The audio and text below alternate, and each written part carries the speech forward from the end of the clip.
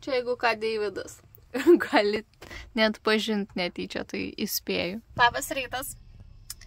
Taip, šiandien yra kūčių diena. Ir labai taip prasideda diena keistai nuo darbų, kuriuos turėjom padaryti anksčiau. Na, bet gavosi kaip gavosi, viskas paskutinę minutę. Ar tu švęstum kūčias Lietuvoje ar užsienyje. Tai va, labai svarbus dalykas, be kurio šiandien net realiai nepavyktų pasidaryti kūčių stalo. Dujos.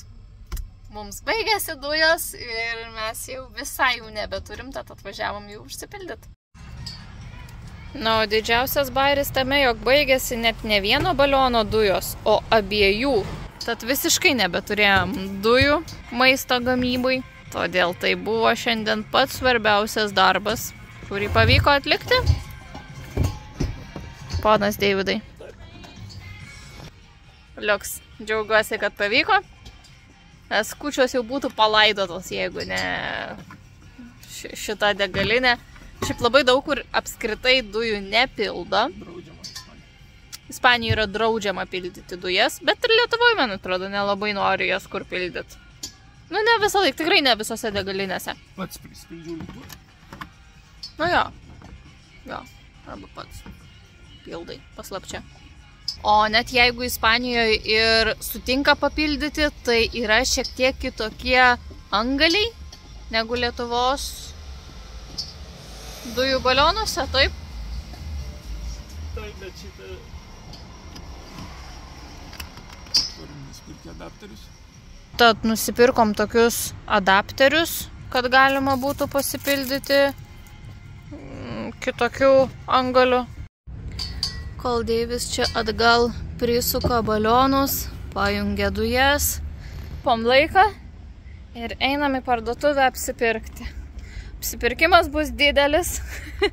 Mes, aišku, neplanuojam čia labai daug. 12 patiekalų tikrai negaminsim, bet vis tiek kūčių stalas turi būti.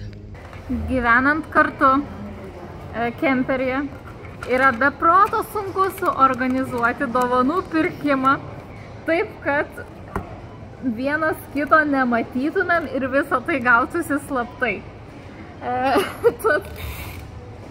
Dabar tiesiog išsiunčiau Deivį į kemperį ir tiesiai šviesiai pasakiau, kad pirksiu dovanas paprastoj maisto prekių parduotuviai, nes, na, kitaip tiesiog neįmanoma.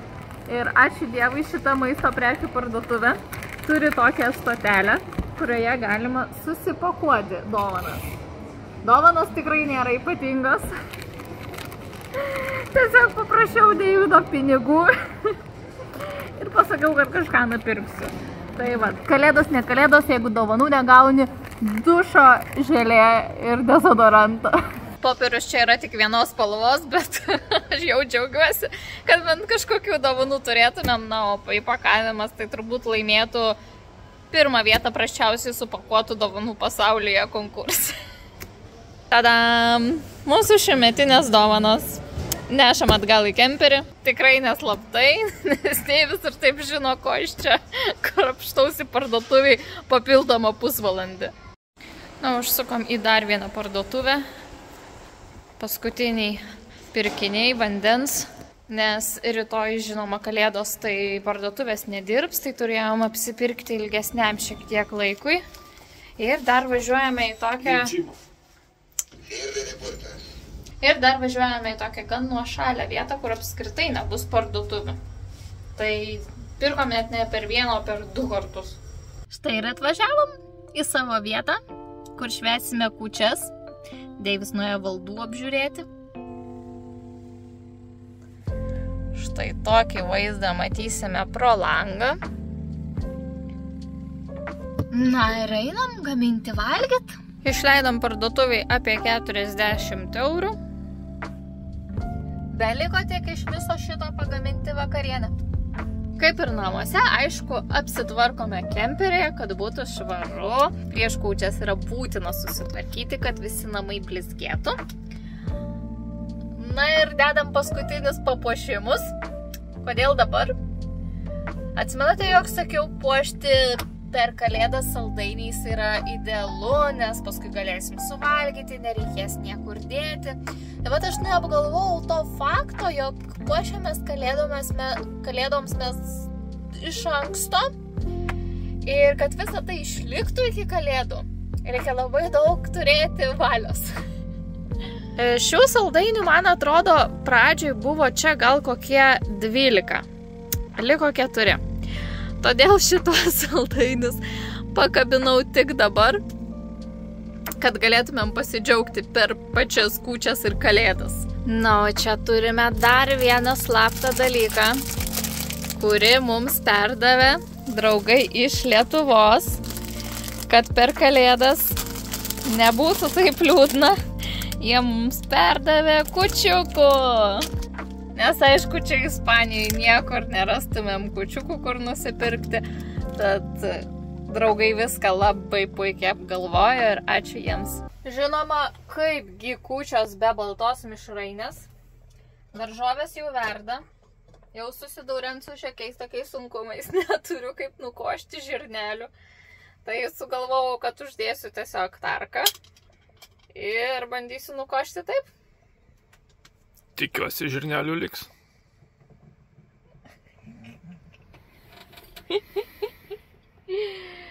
Jo. Nu, skystimėlis jaučiu, kad bėga. Tai dabar reikia palikti, jaučiu taip, kad nubėgtų. Susitiksim po 5 minučių. Ką čia darai? Po kiaušinį išvirė. Ir atvėsa jau, kai greitai, ne?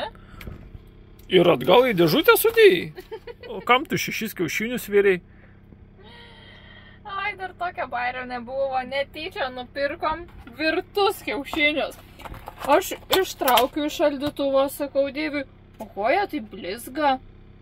Sako Deivis, virtas gal?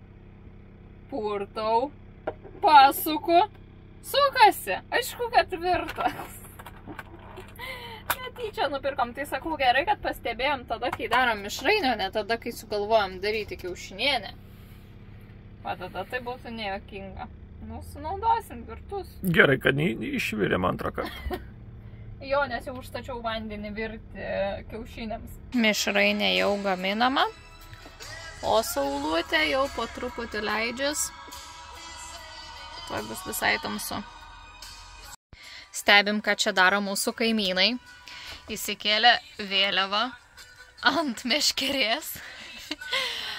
Ten ant krūmų uždėjo girliandas, papuošė ir dar žiūrim, išsinešė tokį didelį puodą. Ir dar ką tik matėm, kad ir šakas prisitempė. Tai matom, kad bus laužas. Liūdna čia nebus.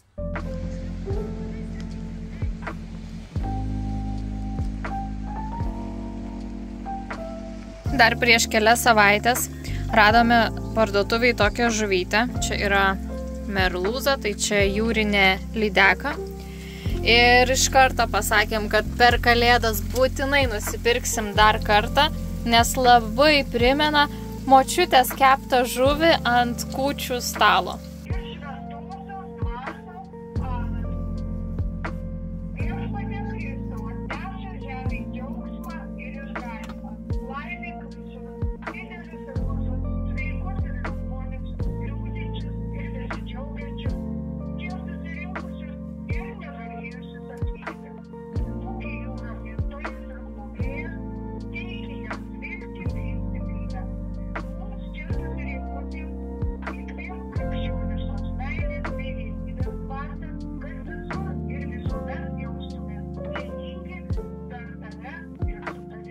Viskas, poteriai sukalbėti, galime valgyti.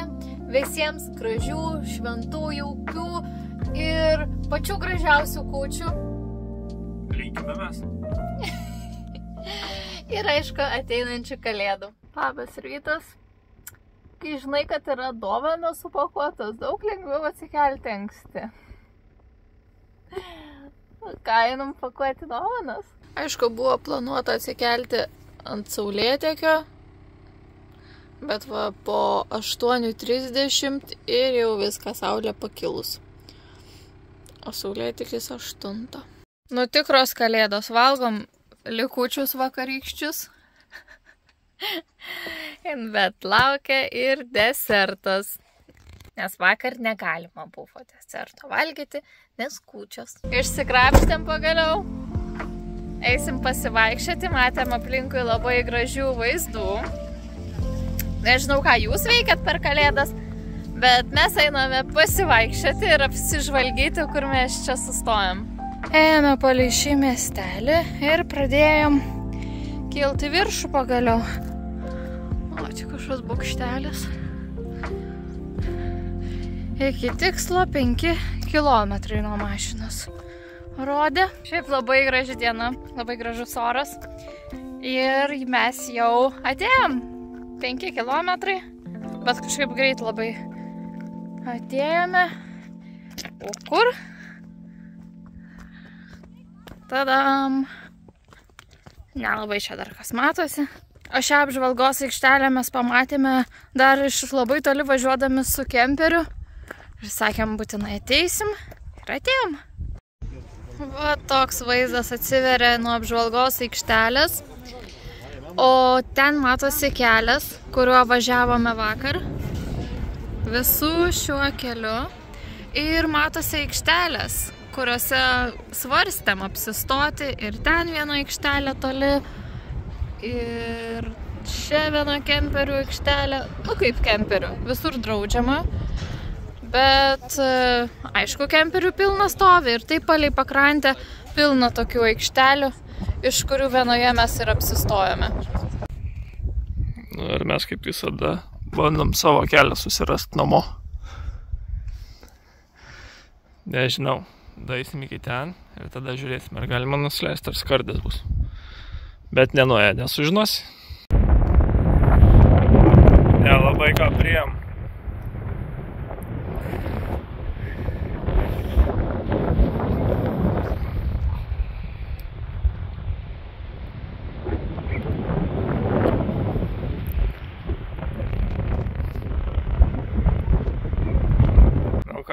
O dabar teks lipti atgal, pasilginom kelią. Visgi Rūta prisigalvoja dar čia, sako, einam per čia, pasižiūrėsim, kaip tenais. Gal per ten nusileisim. Tai va, vaikšti už paskos karstausi. Prisigalvoja čia visokių nesąmonių. Kol mes laipėjom, kiti skraido.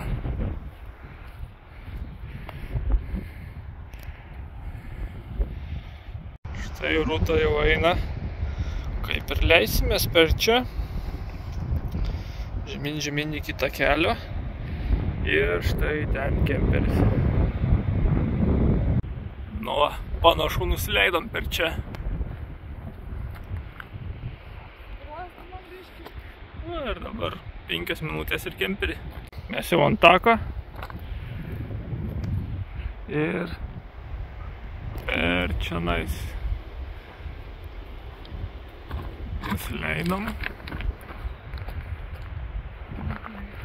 Viskas, namuose.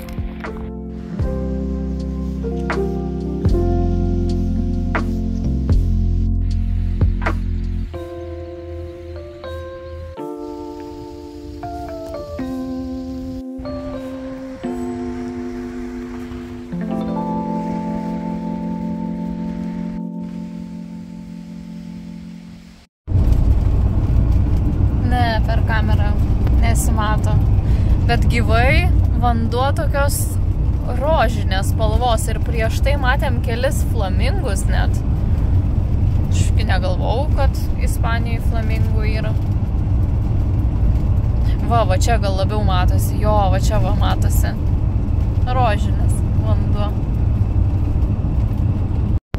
GPS-e irgi labai taip įdomiai atrodo. Visur aplink vanduo. Va, taip šis ežeras turėtų atrodyti. Nu, bet aišku, taip nėra. Gyvai ta spalva tikrai netokia intensyvi.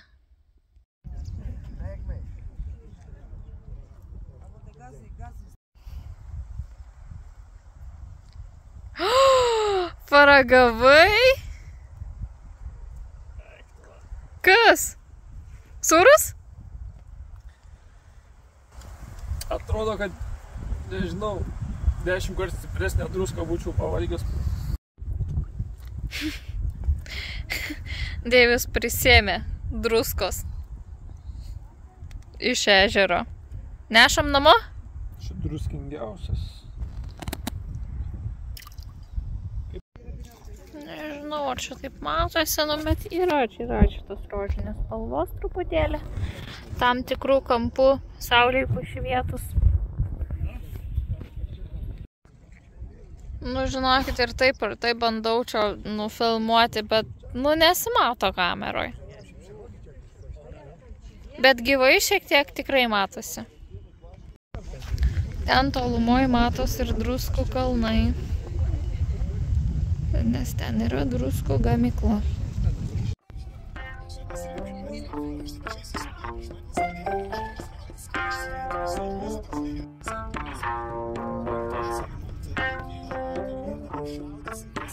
Labas rytas. Mes greitai pusryčiaujame, nes šiandien turime labai svarbių planų.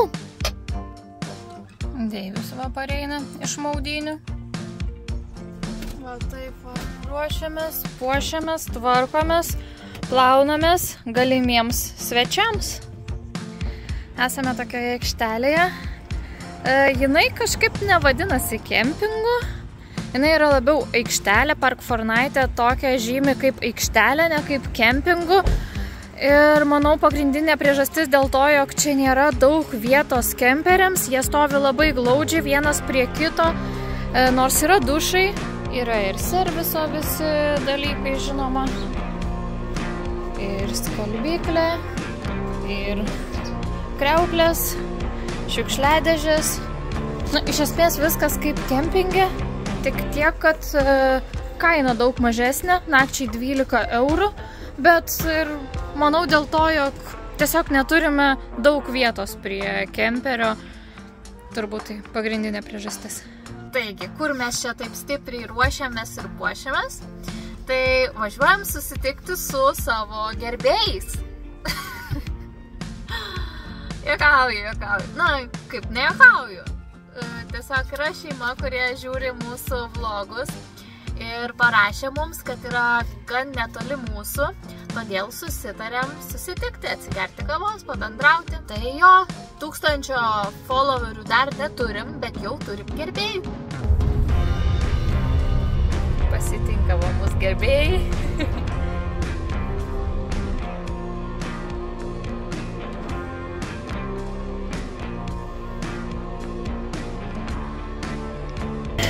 Esame restorane, kuriame galima prisidėti visko, ko nori. Ir dar viena papildoma funkcija yra, kad gali išsirinkti maistą, kurį tau čia pagrilina. Tai ragausime varlės kojelės. Taip, Deivis irgi ragaus. Einam parašyti, kad visą tai dabar pakeptų.